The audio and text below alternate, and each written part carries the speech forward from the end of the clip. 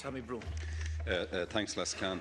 At the outset, let me welcome the partial restoration in pension payments under Sections 3 and 4 and Schedule 1, the partial restoration of child benefit under Section 7, the restoration of the respite care grant under Section 6, the partial backtracking of the family income supplement earnings threshold under Section 8, the changes to the carers allowance under Section 9, and the amendments to certain PRSI credits and earning thresholds under Section 10, Minister. Indeed, it would be churlish of me not to acknowledge these partial restorations, but it's also disrespectful, I think, of yourself and the Taoiseach to refer to them as increases. The social impact assessment based on the switch model of ESRI, which the Taoiseach was telling us about this morning, may show tiny gains on the budget 2016, but these partial restorations, of course, Las Cancorla, of levels of benefit and income for some of the most vulnerable citizens come after 7 years of brutal austerity and horrendous cuts, and they can't undo the damage already done to households, I think, and individuals. And of course, Minister, the basic rate, the minimum rate of social protection, of social welfare, has stayed exactly the same all during your government, despite the Taoiseach's input into this government. Sections 3 and 4 and Schedule 1 of the bill provide for the partial restoration of a number of payments, including the state pension. But in many interactions with my own constituents in Dublin Bay North, Minister, I found great disappointment at the £3 weekly change in state pensions. Many told me they were hoping for a €10 a week increase and at least maybe a €5 increase. And as one senior citizen said to me a few days ago, the increase, it would just barely buy you a daily newspaper. Once again, I think in the 2015 Social Welfare Bill, the Taoiseach, she's refused to address the serious cuts to pensions of deferred members of the Irish Aviation Superannuation Scheme, the IASS, and also hasn't addressed serious complaints of the ESB Retired Staff Association and countless other public service pensioners who were left with drastically reduced payments due to austerity levies and other cuts by this government, by the outgoing government. And Minister, also, of course, what about women workers who spent many years working in the home and rearing families?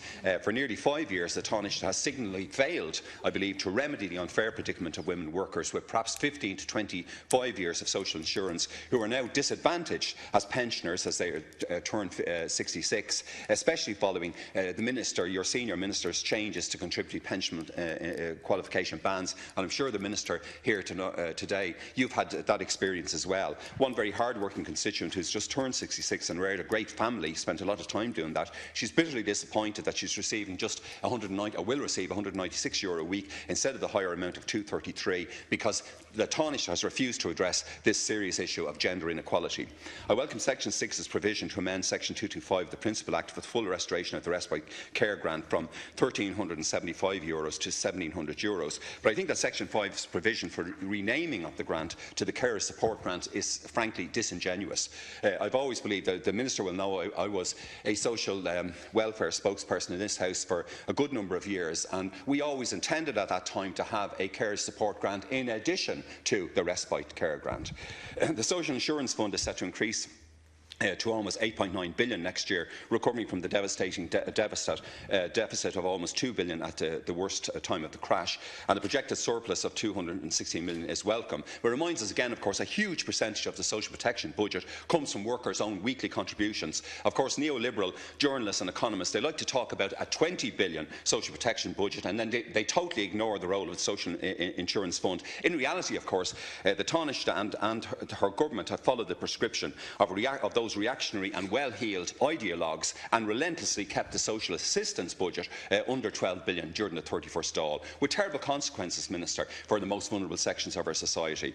In her speech this morning, the Taoiseach referred to the cost of administering the rent supplement scheme for approximately 63,800 people, and that it will be over €298 million this year. And as this Minister again particularly knows, this represents a savage cut in rent support over the lifetime of your government. After all, in 2010, the cost of the scheme, as the last will remember, was approximately €520 million to house 96,500 people and families. And the Taoiseach's mantra since 2011 is that raising rent supplement levels will push up rent levels nationally, yet she's known all that time that the government could legally introduce rent certainty and rent regulation. We know, for example, from the work of people like Senator Aideen Hayden and various barristers who briefed us and who helped to push towards the uplifts in rent. Now, when I called for rent regulation in this House 4 years ago, ago, we immediately saw bitter hostility to the proposal from Fianna Fáil, just as bitter, and from Fine Gael, and it has to be said, the landlords' political parties.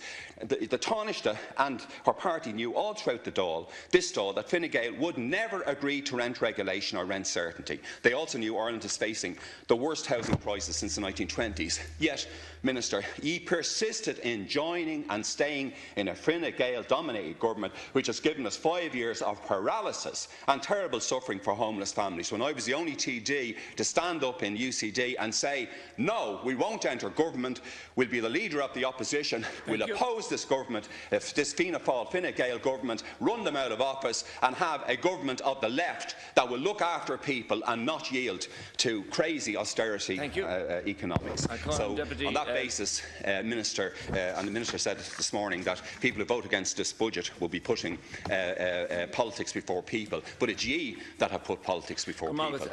Sorry.